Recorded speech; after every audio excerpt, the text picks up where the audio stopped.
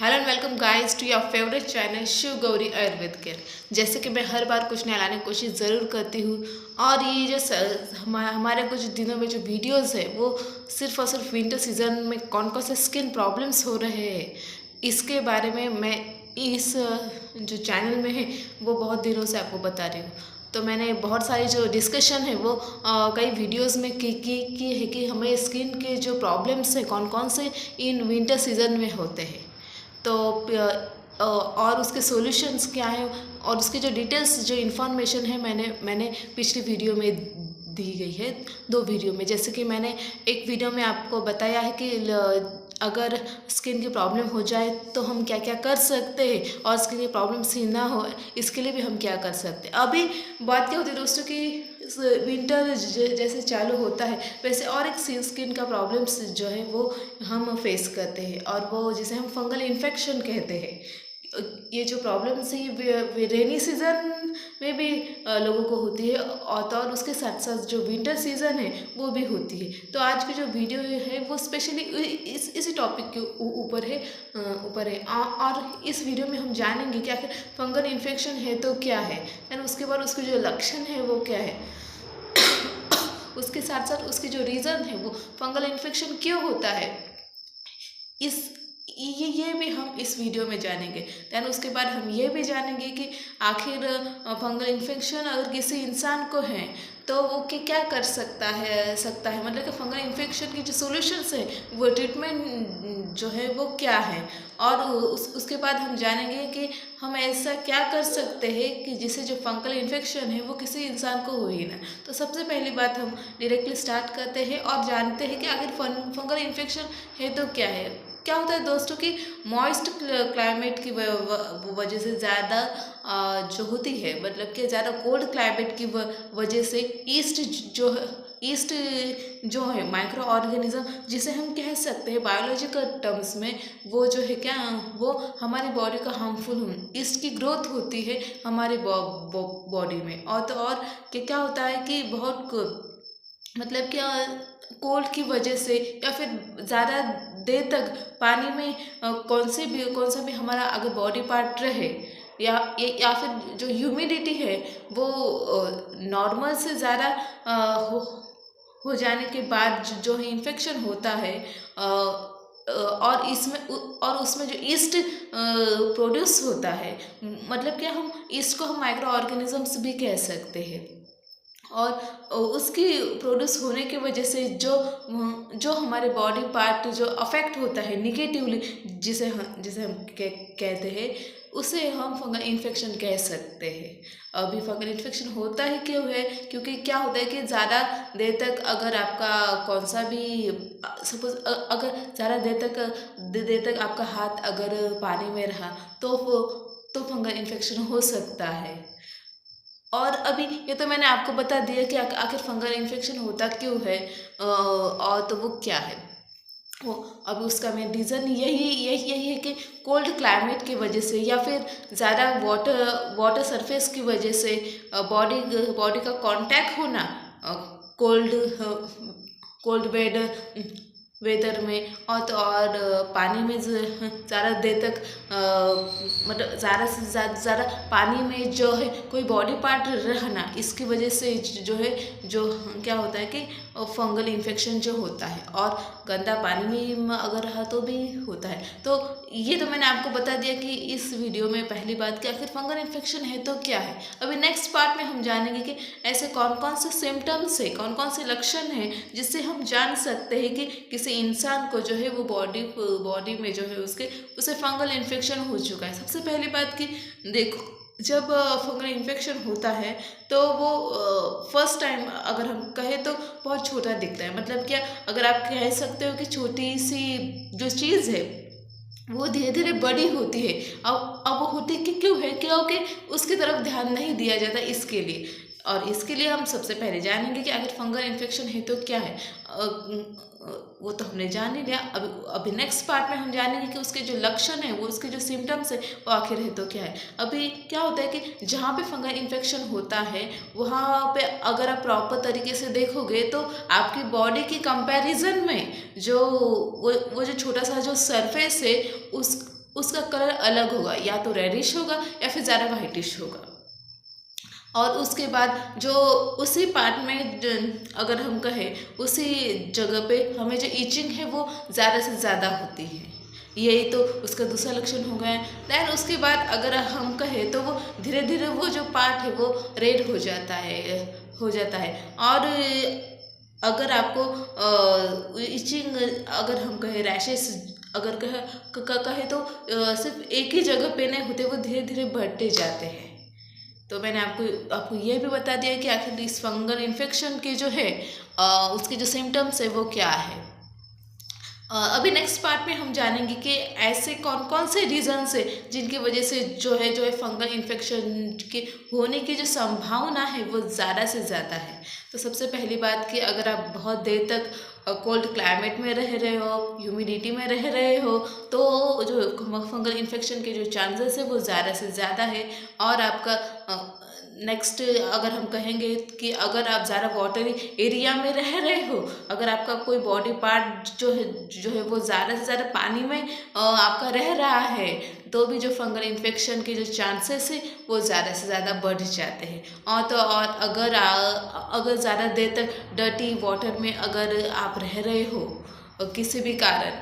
तो भी जो फंगल इन्फेक्शन के जो चांसेस है वो ज़्यादा से ज़्यादा है। तो मैंने आपको बता दिया कि ऐसे कौन कौन से रीज़न हैं जिनकी वजह से जो फंगल इन्फेक्शन है वो हो सकता है। और तो और अगर आप मतलब क्या कि अगर आप क्लोथ्स वगैरह जो है आपकी प्रॉपर हाइजीन नहीं हो रही है, तो भी जो फंगल इन्फेक्शन के जो चांसेस है वो ज़्यादा से ज़्यादा होते हैं।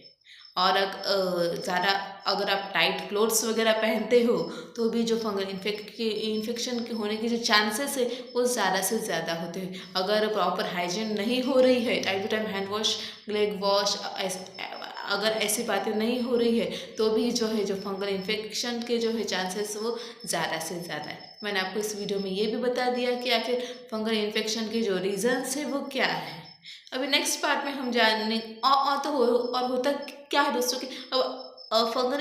इन्फेक्शन ज़्यादा से ज़्यादा किन लोगों को हो सकता है, जो ज़्यादा से ज़्यादा पानी में काम कर रहे हैं या फिर ज़्यादा से ज़्यादा इसमें काम कर रहे हो, ठंडी में काम कर रहे हैं, तो उनको ज़्यादा से ज़्यादा चांसेस होते हैं। जैसे कि अगर हम फार्मर्स वगैरह अगर कहें, तो भी अगर वो ज़्यादा से ज़्यादा वाटरी एरिया में रह रहे हैं, तो जो उनके जो चांसेस है वो फंगल इन्फेक्शन के वो ज़्यादा से ज़्यादा है। और तो और अगर कोई कोल्ड क्लाइमेट में, जैसे अगर हम कहें कश्मीर वगैरह ऐसे एरिया में रह रहे हैं, तो भी चांसेस जो है क्योंकि वहाँ का जो क्लाइमेट है वो बहुत ज़्यादा कोल्ड है, तो उनके भी चांसेस है फंगल इन्फेक्शन के वो होने ज़्यादा से ज़्यादा है। और अगर कोई बहुत देर तक पानी में काम कर रहा है, तो भी जो उनके जो फंक्शन ये जो है चांसेस है वो ज़्यादा से ज़्यादा है। जैसे कि अगर कोई लेडीज़ अगर ज़्यादा से ज़्यादा पानी में रह रही है, मतलब पानी में रह रही मतलब क्या कि जैसे कि क्लोथ्स वॉशिंग करना, और तो और मतलब जिसे हम कहते हैं यूटेंसिल्स वगैरह वॉशिंग करना, और उसके बाद भी अगर उन्होंने प्रॉपर तरीके से खुद के पैर या फिर जो हाथ है वो प्रॉपर तरीके से ड्राई आउट नहीं किए, तो भी उसके जो चांसेस है वो ज़्यादा से ज़्यादा जो है वो फंगल इन्फेक्शन होने के ज़्यादा से ज़्यादा उसकी जो संभावना है वो बढ़ती है। तो मैंने आपको ये भी बता दिया कौन कौन से जो ऐसे जो लोग हैं वो अफेक्टेड हो सकते हैं। अभी नेक्स्ट पार्ट में हम जानेंगे कि हम ऐसा क्या कर सकते हैं जिसकी वजह से अगर किसी इंसान को फंगल इन्फेक्शन हुआ है तो वो ठीक हो जाए। तो सच कहूँ दोस्तों, अगर हम प्रॉपर तरीके से आयुर्वेदा बुक्स अगर सर्च करें, तो बहुत सारे जो हेल्थ के जो सॉल्यूशन हैं वो आपको उन बुक में मिलेंगी, क्योंकि आयुर्वेदा जो लिखे गए हैं वो चीज़ ही ऐसी है कि वो मतलब क्या डॉक्टर्स भी अगर हम कहें तो वो कभी कभी रेकमेंड कर सकते हैं। तो सबसे पहली बात अभी हम जानेंगे कि ऐसे कौन कौन सा सॉल्यूशन है जिसकी वजह से जो है फंगल इन्फेक्शन कम हो सकता है। अगर आप फंगल इन्फेक्शन के जगह पे कोकोनट ऑयल लगाते हो, तो भी जो है उसकी जो फंगल इन्फेक्शन है वो आपको मतलब फंगल इन्फेक्शन जिसे हम कहते हैं वो भगाने के लिए वो प्रॉपर है। देन उसके बाद सिनेगर एप्पल जो है साइडर एप्पल विनेगर, अगर उसका भी अप्लाई आप करते हो तो भी जो है वो हेल्पफुल रहेगा। एलोवेरा जेल या फिर एलोवेरा जिसे हम कहते हैं कोरपड, और वो भी जो फंगल इन्फेक्शन को भगाने के लिए काफ़ी है। ऐसे जो है कुछ सॉल्यूशन है जिसकी वजह से जो है फंगल इन्फेक्शन होने के जो चांसेस है वो अगर है हो भी चुका है किसी इंसान को तो वो कम हो सकता है और जल्द से जल्द वो जा सकता है। और टर्मरिक जिसे हम हल्दी कहते हैं वो भी फंगल इन्फेक्शन को भगाने के लिए अगर हम कहें तो वो काफ़ी है। तो मैंने आपको ये तो बता दिया कि ऐसे कौन कौन से सॉल्यूशन है जिसकी वजह से फंगल इन्फेक्शन वो जो है कि जो प्रॉब्लम्स हैं वो जा सकती है। अभी नेक्स्ट पार्ट में हम जानेंगे कि हम ऐसे क्या बातें कर सकते हैं जिससे किसी इंसान को फंगल इन्फेक्शन हो ही ना, या फिर हमें फंगल इन्फेक्शन हो ही ना। तो सबसे पहली बात, अगर हम अपनी प्रॉपर हाइजीन रखें तो भी जो है हमारा जो फंगल इन्फेक्शन जो है उसके जो चांसेस है वो कम से कम है। जैसे कि टाइम टू टाइम हैंड को प्रॉपर तरीके से, लेग्स को, फेस को, बॉडी पार्ट्स को प्रॉपर तरीके से जो है क्या करना, प्रॉपर तरीके से वॉश आउट करना। अब वो चाहे सोप से हो, किससे हो। और वॉशिंग के बाद आपको आपकी बॉडी को जो है प्रॉपर तरीके से सुखाना भी है। मतलब क्या कि जो ह्यूमिडिटी है, जो कोल्डनेस है वो आपकी स्किन को अफेक्ट ना करे। मतलब कि अगर सपोज आपने सपोज यूटेंसिल वॉश अगर किए भी है तो आपको उसके बाद क्या करना है कि आपको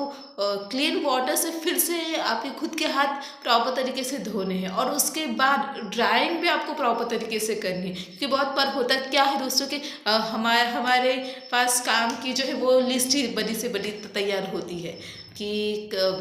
बर्तन धोने के बाद फिर अलग कुछ करना है, ये काम करना है, वो करना है, वो काम करना है। और इसके वजह से हम क्या करते हैं कि जो भी कोई बात है ठीक है, अगर हाथ धो दिए तो धो दिए, उसके बाद तुरंत अगर हम क्या होता क्या है कि काम के इस सिलसिले में हम ये भी भूल जाते हैं कि हमें जो है प्रॉपर तरीके से जो हैंड जो है वो टॉवेल से अच्छी तरीके से पोंछने हैं। और क्या होता है कि ठीक है हमने पोंछ भी दिए तो भी हम क्या करते हैं कि मतलब घाई में जो अगर हम कहें तो वो फास्ट में कर देते हैं कि कैसे तो भी कर दिया 2-3 सेकंड में, और फिर दूसरे काम के लग जाते हैं। लेकिन इससे होता क्या है दोस्तों कि हमारे हैंड जो है वो प्रॉपर तरीके से सोक आउट नहीं होते हैं, प्रॉपर तरीके से ड्राई आउट जल्दी नहीं होते हैं। और इसकी वजह से क्या होता है कि जो फंगल इन्फेक्शन के जो चांसेस है वो ज़्यादा से ज़्यादा बढ़ते हैं। और ये सिर्फ बात मैं हैंड्स के लिए नहीं कह रही हूँ कि ये हर एक बॉडी पार्ट के लिए कह रही हूँ। जैसे कि अब लेग, हैंड्स, फेस, ये सभी बात होती है क्योंकि फंगल इन्फेक्शन बॉडी के किसी भी पार्ट को हो सकता है दोस्तों। और उसका मेन रीज़न जो है वो यही है कि जो कोल्डनेस जो है वो ज़्यादा से ज़्यादा हमारी बॉडी के पास पहुंचती है, वो सोक आउट करती है, और उसके रिएक्शन में जो ईस्ट माइक्रो ऑर्गेनिजम्स जो है वो हमारी बॉडी में डेवलप होते हैं, और वो तो हमारे बॉडी को जो है वो हार्मफुल करते हैं। इसके लिए आपको क्या करना है, प्रॉपर तरीके से आपको खुद की हाइजीन जो है वो मेंटेन करनी है। ये तो मैंने आपको पहली बात बता दी। दैन उसके बाद आपको क्या करना है कि आपको आपके बॉडी जो है वो ज़्यादा से ज़्यादा गीली ना रहे, कोल्ड ना रहे, इसकी भी तरफ जो है आपको ज़्यादा से ज़्यादा ध्यान देना है। और ज़्यादा से ज़्यादा आपको क्या करना है कि आपको प्रॉपर तरीके से जो वियरिंग है वो करनी है।